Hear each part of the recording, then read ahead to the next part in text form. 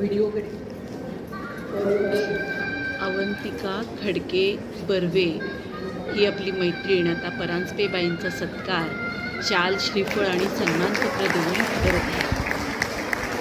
त्याचबरोबर पुष्पगुच्छ, पेढ्यांचा बॉक्स आणि गुरुदक्षिणा सुद्धा अर्पण केली.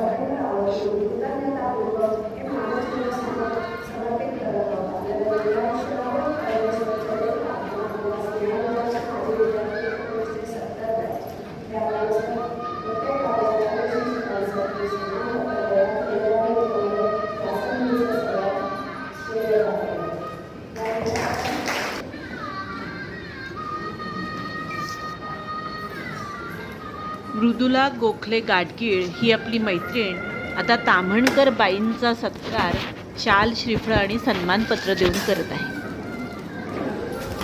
पेढे, पुष्पगुच्छ आणि गुरुदक्षिणा हे सुद्धा अर्पण करण्यात येत आहे.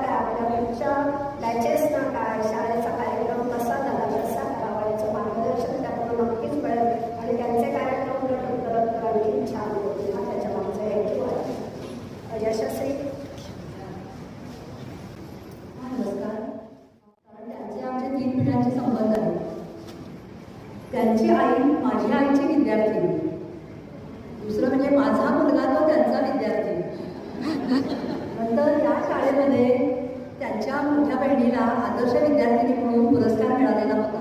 ती जेव्हा इथे 9वीत होती आणि आपण पण 9वीच्या विद्यार्थिनीसाठी आदर्श विद्यार्थिनीचा पुरस्कार ठेवलेला आहे. त्यांची धाकटी बहीण जी आहे ती नेहमी मला प्रगती पुस्तक दाखवायला यायची. मी त्यांना लहानपणापासून बघितलेलं आहे. ती मला नेहमी प्रगती पुस्तक दाखवायला यायची.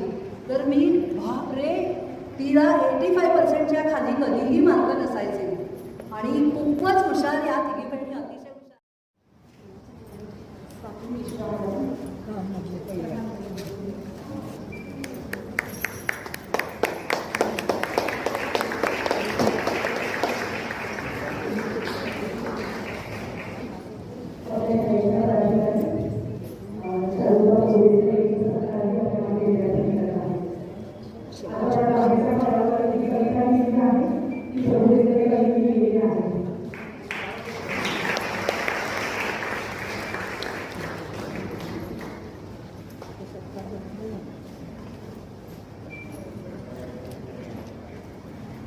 आणि भावी अशा सर्व शिक्षिका ज्या इथे अहिल्यादेवीत येणार आहेत त्यांना मी आणि आपल्या सगळ्या मैत्रिणींना सादर प्रणव, प्रेमपूर्वक दंडवत. इथे उभं राहताना खूप आनंद होतो. शाळेची सगळी 7 वर्ष आपल्या पुढे येत आहेत. तर आता आपण आपल्या आवडत्या डांगेबाईंचा जो सत्कार केला आहे तो फिरता करंडक आपण आता एक आदर्श विद्यार्थिनी म्हणून देणार आहोत. काय आहे याच्या मागची भावना, तर ते मी तुम्हाला सांगते. पहिल्यांदा आपण हा फिरता करंडक डांगेबाईंना देऊया, त्यांनी तो स्वीकारावा अशी विनंती करते. आणि हा दरवर्षी प्रत्येक नवीन मुलीला दिला जाईल.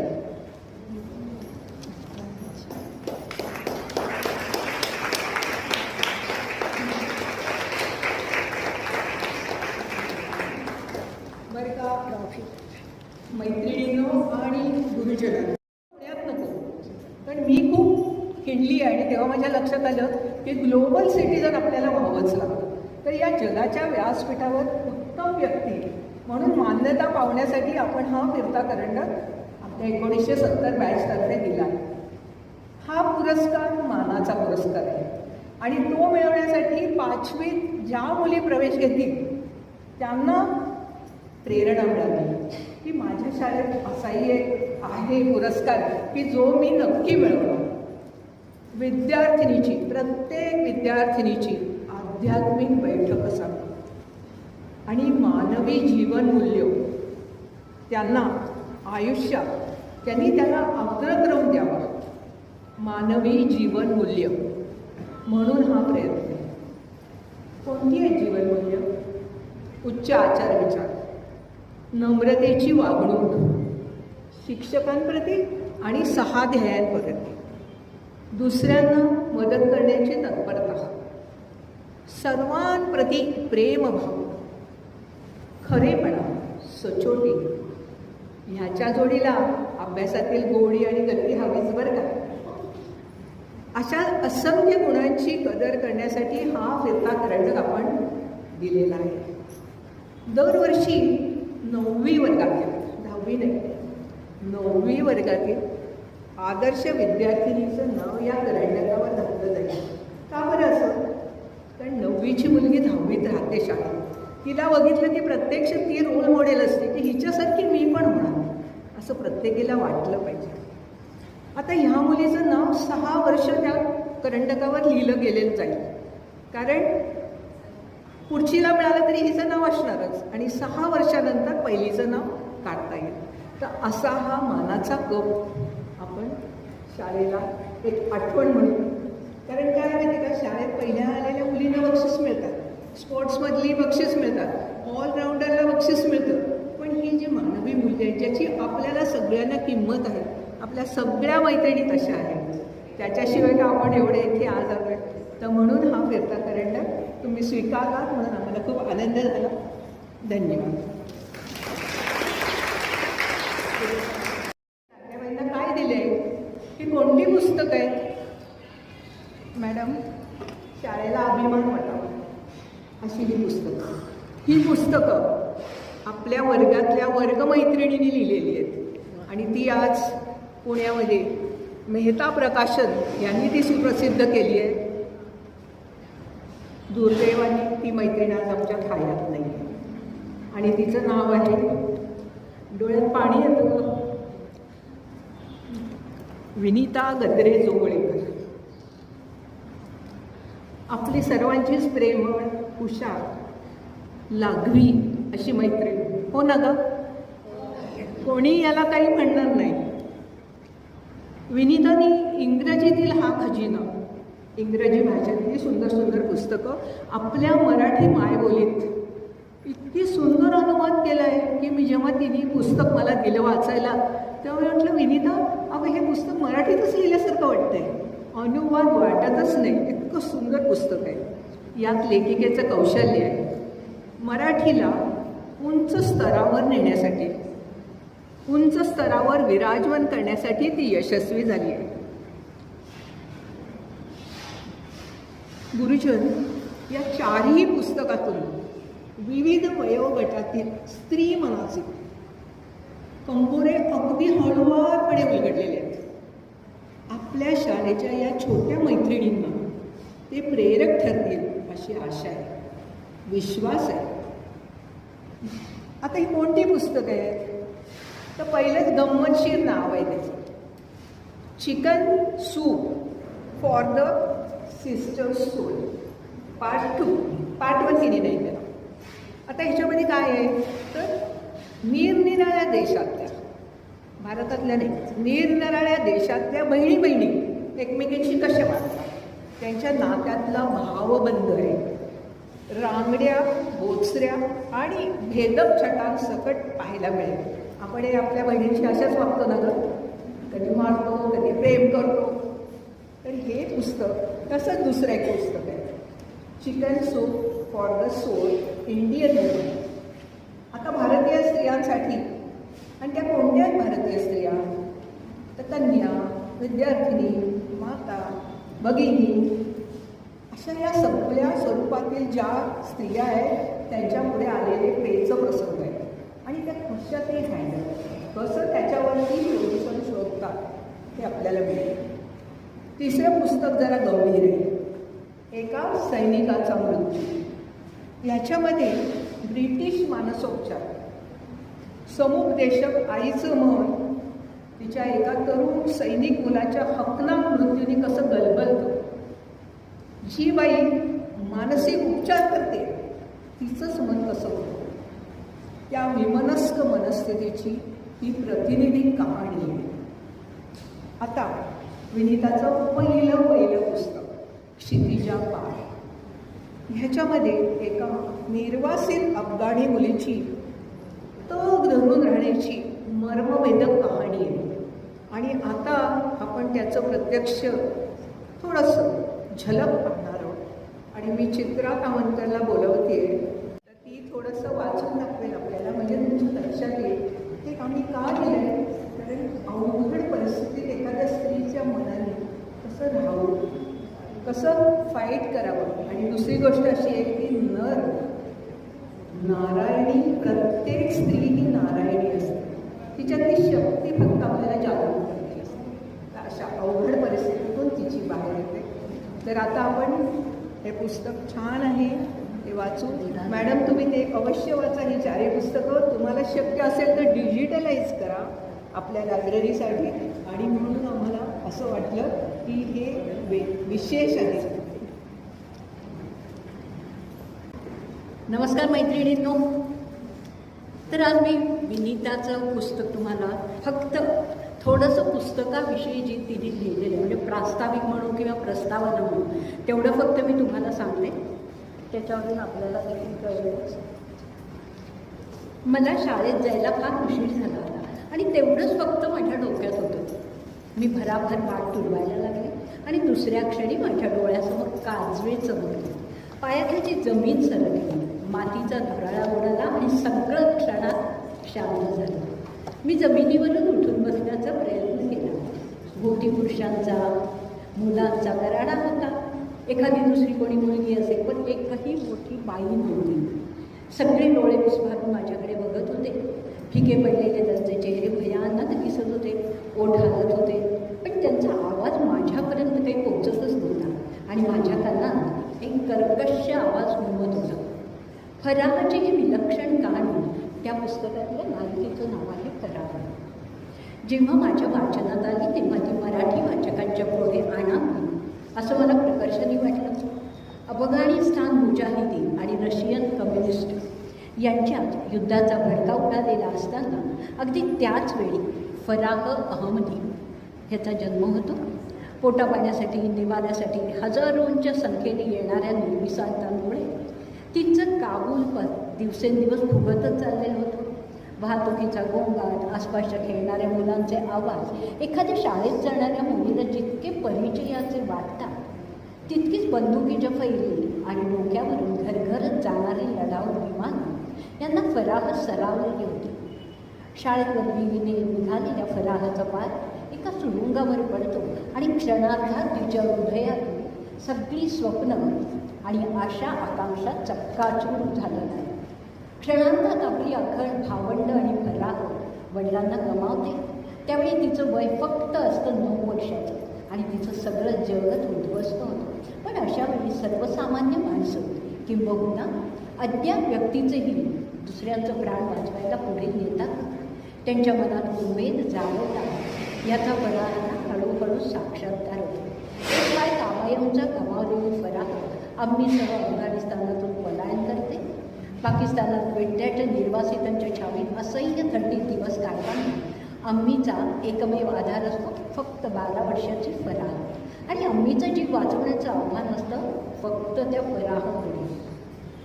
2 वेळच्या जेवणासाठी निवारासाठी फराह एका पाकिस्तानी कुटुंबात एकदम गुलामासारखी राबत असते. आणि त्याच वेळी काही अफगाण विधवा आणि अनाथ मुले यांना अमेरिकेला घेऊन देणार असल्याच्या बातमीने फराहच्या आशा पल्लवित होतात. या संधीचा फायदा घेण्यासाठी 13 वर्षाची फराह जीवाचं रान करते आणि त्याने यशस्वी होते. फराह अम्मीला घेऊन अमेरिकेत येते. भिंतीवर फक्त फळा टांगलेले अफगाणिस्तानातले ओके-बोके वर्ग, विद्यार्थ्यांच्या संख्येपेक्षा नेहमीच कमी असणारे बाग आणि मुलांसाठी पुस्तकच नसलेली ती शाळा.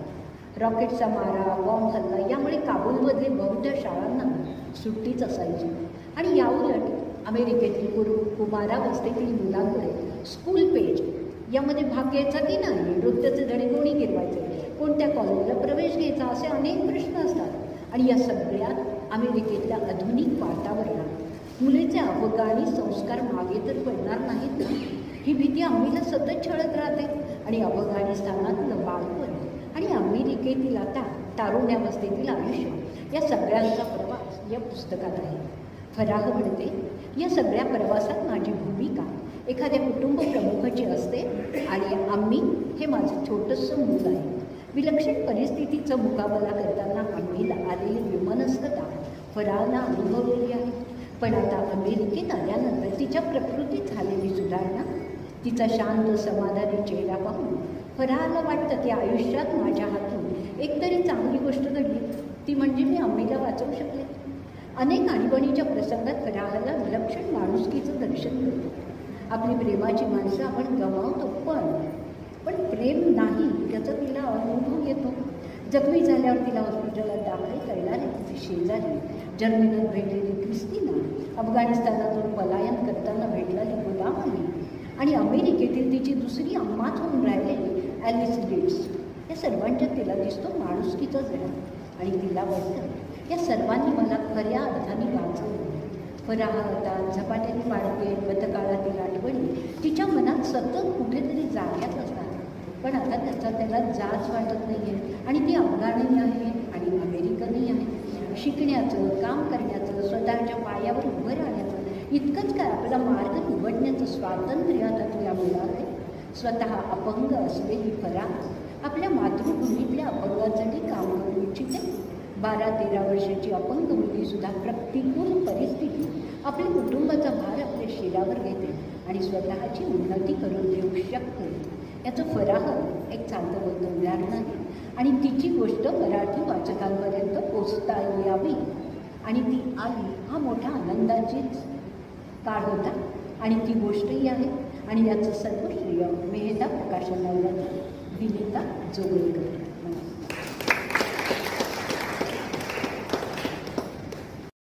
सुंदर वाचन केलं. तिने या पुस्तकाचं आकाशवाणीवरही वाचन केलं आहे काही वर्षापूर्वी, मला नक्की वर्ष सांगता येत नाही, पण त्याने ते ऑडिओ टाकला होता आपल्या ग्रुपवर पूर्वी.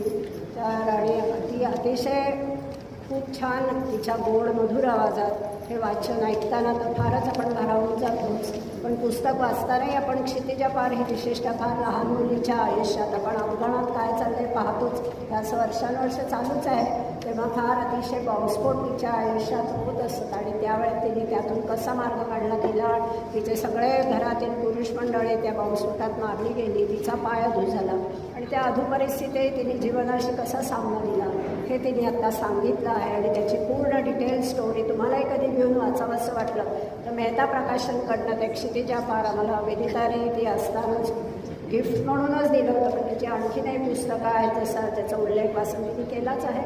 तुम्ही कधीही ते घेऊ शकता. आत्ता मेहता प्रकाशनचं आचार्य यात्रेला काहीतरी सवलतीमध्ये प्रदर्शनही भरलेलं आहे, ते सवलतीचाही लाभ घेऊ शकता. आपली विनिता जोगळेकर आपली खूप जवळची मैत्रीण होती आणि ती आपल्यात आत्ता नाही आहे, पण काय झालं देहाने नाही आहे, तिची स्मरण आपल्याला तिचं स्मरण आहे आणि ती मनाने आपल्या अवतीभोवती इथेच आहे आणि तिचं स्मरण हे असंच शाळेत राहावं म्हणून आपण ही पुस्तकं देतो, ही पण त्याच्यामागे भावना आहे. तर अशा आपल्या अजून काही मैत्रिणी आहेत की ज्यांचं स्मरण आपण फक्त करू शकतो, त्या देहाने आता आपल्यात नाही आहे. आणि त्याचप्रमाणे आपल्या वेळच्या बऱ्याचशा बाई आपण पूर्ण 5वी ते 11वी सावरकरबाई प्रमुख असताना त्यांच्या अधिपत्याखाली त्यांच्या शिस्तीमध्ये वाढलो की आपल्याला बाहेर कोणी म्हणायचं सावरकरबाईंची विद्यार्थिनी ना, हां मग ती शिस्तीतच असणार. इतका सावरकरबाईंचा शिस्तीचा दरारा अख्ख्या पुणेभर होता. आपल्याला बाहेर कुणीही विचारलं कुठल्या शाळेत आहे की सावरकरबाईंची विद्यार्थिनी म्हटल्यावर त्यांना आपल्याबद्दल एक वेगळा आदर वाटायचा. सावरकरबाई होत्या, नंतर नातूबाई होत्या, गुमास्तेबाई होत्या, बापटबाई होत्या, साठेबाई आपल्याला होत्या, कोटणीसबाई होत्या, पोतदारबाई होत्या, तासकरबाई नंतर शाळा प्रमुखही होत्या. त्यानंतर आपल्याला बर्वे सर होते, खेळाचं जास्त करून आपल्याला मार्गदर्शन केलेलं आहे. चिपळूणकर सर होते, आपल्याला स्विमिंगसाठी त्यांनी मार्गदर्शन केलेलं आहे. आणि निमय सर होते, आपल्याला 10वी 11वीत गणिताला होते. असे एक ना एक किती म्हणजे गायनाचे मारुळकर सर होते, चित्रकला शिकवायला आपल्याला आकाशेबाई होत्या. तर आपण गायन, चित्रकला आणि आपल्या ज्या बेसिक शिवण हे जे बेसिक जरुरी असतात. आता मी बघते हल्लीच्या मुलींना मी कधी कधी गणिताच्या ट्युशन घेते तेव्हा कळतं त्यांना एक टिपेचा टाका येत नाही का, आपलं बटन लावता येत नाही. या सगळ्या बारीक सारीक गोष्टीचा आपलं बेसिक जे शिक्षण जरुरी आहे आपल्या आयुष्यात पुढे उपयोगी पडेल हे आपल्याला या शाळेतच मिळालं. म्हणजे शाळेचे संस्कार किंवा जे आपल्याला उपयोग व्यवहारात आपल्याला उपयोगी येईल, आपण आपल्या पायावर उभं राहू शकू असं जे शिक्षण आपल्याला मिळालं आहे ते खरंच त्याचं काही आपल्याला मोलच नाही आहे, सांगता येत नाही कुठल्याही शब्दात. तर त्यांचं आपण फक्त मनातल्या मनात बसल्या जागीच डोळे मिटून स्मरण करूया. ओम पूर्णमद पूर्णमिदं पूर्णात् पूर्णमुदच्यते पूर्णस्य पूर्णमादाय पूर्णमेवावशिष्यते.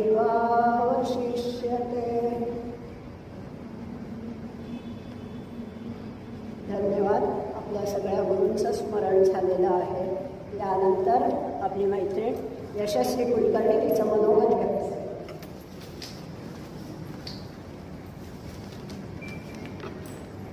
माननीय प्रधान सौ वनराताई डांगे, सर्व अध्यापक वर्ग आणि सेवक वर्ग तसेच माझ्या सर्व मैत्रिणी, सर्वांना सादर वंदन. आज आपल्या आयुष्यातील खूप मोठा भाग्याचा दिवस आहे. आपल्याला शाळा सोडून 51 वर्ष होऊन गेली. त्याच पवित्र वास्तूत आपण सर्वजणी पुन्हा एकदा भेटतो आहोत. या शाळेला माननीय सावरकरबाईंपासून सौ डांगेबाईंपर्यंत मुख्याध्यापिकांची थोर परंपरा लाभली आहे. शाळेने आपल्याला काय नाही दिले? शाळेमध्ये श्रावणी शुक्रवार, भोंडला, पुण्यश्लोक अहिल्यादेवींची पुण्यतिथी, वार्षिक स्नेहसंमेलन, त्यात होणारे कार्यक्रम, पोवाडे, नाटके यामधून आपल्यावर खूप चांगले संस्कार झाले. धार्मिक, अध्यात्मिक, सामाजिक तसेच वैयक्तिक स्तरांवर आपल्या सर्वजणींची प्रगती झाली. आपल्यातील विद्यार्थिनी डॉक्टर, शास्त्रज्ञ, CA, लेखिका, गायिका, नृत्यांगना, चित्रकार, ज्योतिषी, विद्यावाचस्पती, PhD केलेल्या, डॉक्टरेट मिळवलेल्या, प्रोफेसर, बँकर, बँक मॅनेजर, आर्थिक सल्लागार, शिक्षिका, मुख्याध्यापिका, सरकारी सेवक, सरकारी अधिकारी या शाळेने घडविल्या. आध्यात्मिक क्षेत्रात गीता पाठांतर, पौरोहित्य करणे, पौरोहित्य शिकवणे हे कार्यसुद्धा बऱ्याच जणी करत आहेत. अहिल्यादेवींनी धर्मशाळा, घाट, देवळे बांधली. फार मोठे समाजकार्य त्यांनी केले. त्यांचा आदर्श ठेवून आपला हा ग्रुप सगळा दानधर्म करीत असतो. घाट दुरुस्ती करणे, आश्रमांना मदत करणे, आश्रमांना खोल्या बांधून देणे, तेही अहिल्यादेवींच्या महेश्वरच्या आसपासच आपल्याला ही संधी मिळालेली आहे. तहहयात रोटीसाठी अन्नदान करणे, गरीब विद्यार्थ्यांच्या फी भरणे इत्यादी प्रकारची कामे भगवंत आपल्याकडून करून घेत असतात व सर्वजणी त्याला उत्साहाने हातभार लावत असतात. मी एक छोटीशी आठवण सांगून थांबते. या शाळेत माझी मुलगी 8वी 9वीत असताना प्रमिला जोशी त्यांच्या मुख्याध्यापिका होत्या. आम्हाला तर आमचा कॉमर्सचा वर्ग असल्यामुळे 8वी 9वी 10वी 11वी 4 वर्ष बाई शिक्षिका होत्या, आमच्या वर्ग शिक्षिका पण होत्या आणि आम्ही त्यांना कधीच विसरू शकत नाही. त्यावेळी माझी बदली पुण्यापासून थोडी लांब झाली होती आणि मला दररोज सकाळी 9 वाजता घराबाहेर पडून घरी यायला रात्री 7:30-8 वाजायचे. बाईंना जेव्हा हे कळले तेव्हा त्या मला म्हणाल्या, म्हणजे प्रमिला जोशीबाई, तू मुलीची काही काळजी करू नकोस, मी तिच्यावर लक्ष ठेवीन, तू तिला लायब्ररीमध्ये बसवून तिचा अभ्यास करायला लावीन मी तिला, तेव्हा तू बिनधास्त तुझं काम आरामात कर. तर आम्हाला प्रमिला जोशीबाई 4 वर्षे होत्या. कॉमर्स असल्यामुळे त्यांनी 4 वर्षात जे विषय शिकवले त्याचा आम्हाला, म्हणजे मला स्वतःला तरी MCOMपर्यंतच नव्हे तर बँकेच्या परीक्षा देतानासुद्धा उपयोग झाला. कॉलेजच्या सरांकडून आम्ही ते विषय कधी शिकलोच नाहीत. रादर कॉलेजला असताना त्या विषयांना आम्ही दांड्या मारायचो की हे आम्हाला येते, आम्हाला आमच्या प्रजोंनी शिकवले, तर इथे काय शिकायचे परत, त्यांनी इतकं चांगलं शिकवले की आम्ही कधीच विसरणार नाही. अशा प्रकारे शाळेतील अध्यापकांचा आमच्यावर खूप चांगले संस्कार करून जीवन यशस्वी बनविण्यात फार मोठा वाटा आहे. आम्ही शाळेच्या व शिक्षकांच्या शाळेच्या व शिक्षकांच्या ऋणात राहून आपल्या हातून अधिकाधिक कार्य कसे होईल याचा प्रयत्न करू. जय महाराष्ट्र, जय भारत.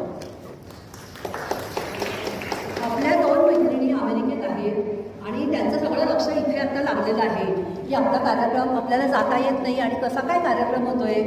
तर त्या दोघींनी जे मेसेजेस पाठवले आहेत व्हॉट्सॲपवरती ते तेवढे फक्त मी वाचून दाखवते. आपली नीलिमा जोशी, म्हणजे आत्ताची अपर्णा देशपांडे आहे, तर तीसुद्धा आम्हाला शाळेमध्ये, या शाळेत आणि BMCCमध्ये पण आमच्याबरोबर होती.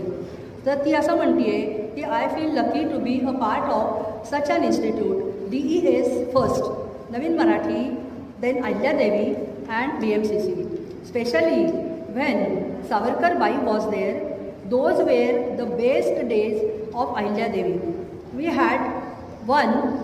had won general championship for 25 years.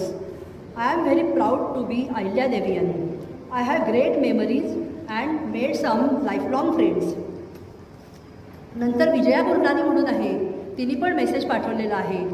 तर ती म्हणते, you have done well preparations, professional, wonderful, miss you all. माझ्या माहेरच्या अंगणात, आता ती असं का म्हणते माहेरच्या अंगणात, तर तुम्हाला सगळ्यांनाच माहिती आहे की शाळेच्या समोरच तिचं घर होतं आणि म्हणून हेच तिचं अंगण होतं आणि शाळेतच येऊन ती आपले साधू बाबा होते तिकडे शिपाई, तर त्यांच्या मुलांबरोबर वगैरे ती खेळायची आणि कायम ती सुट्टी असली तरी ते सगळी बहीण भावंडं शाळेत येऊन खेळायचे. तर त्यामुळे ती असं म्हणते की माझ्या माहेरच्या अंगणात थांबून आठवणींचे चित्र डोळ्यात बघून घ्या आणि सांगा, we are fine but miss you always. I spend my childhood in Ahilyadevi and learned by all senior teachers. Blessed right. मी तिला असं उत्तर पाठवलं आहे, विजूला उत्तर, की शाळेच्या या प्रांगणात, तुझ्या माहेरच्या अंगणात जमलो साऱ्या सख्या, वाट तुझी बघतो आम्ही, केव्हा भेटशील, याच विचारांची झाली दाटी. धन्यवाद. धन्यवाद यशस्वी. मला पूर्ण जाणीव आहे की आपल्या 2 मैत्रिणी लग्नापासून अमेरिकेत स्थायिक झालेल्या आहेत. एक निलिमा जोशी आता देशपांडे आणि विजया गुरनानी जी शाळेच्या अगदी समोर अजूनही ते घर तसंच आहे. तर पण आपण त्यांना मिस करतो आहे आणि त्यांनी सांगितलं होतं, त्यांनी डोनेशनही पाठवलं आहे आपल्या शाळेसाठी. इनफॅक्ट त्यांनी भरभरून डोनेशन पाठवलं आहे. त्या दूर आहेत म्हणून त्यांना जास्तच वाटतं आहे आपण शाळेसाठी काही करावं, आपल्याला मैत्रिणी भेटत नाहीत, त्या भेटाव्या ही त्यांची जास्त तीव्र इच्छा आहे. आणि आपला कार्यक्रम थोडासा जरा काही गडबडीत ठरला कारण आता लावणीवर टाकणं शक्य नव्हतं. नाहीतर त्यांच्याप्रमाणे मी त्यांना विचारलंही होतं की तुमच्या जर का भारतात यायचा कधी प्लॅन असेल तर त्यावेळेस आपण हे फंक्शन मॅनेज करू. पण आपण तो शब्द करू शकलो नाही आणि आत्ता फ्लाईट्स येणं जाणं हे सगळंच अनिश्चित आहे म्हणून त्यांच्यासाठी थांबलो नाही. त्याबद्दल मी मनापासून त्यांची माफी मागते की सगळ्यांच्या समोर की विजू गुरनानी आम्ही miss you, we very sorry.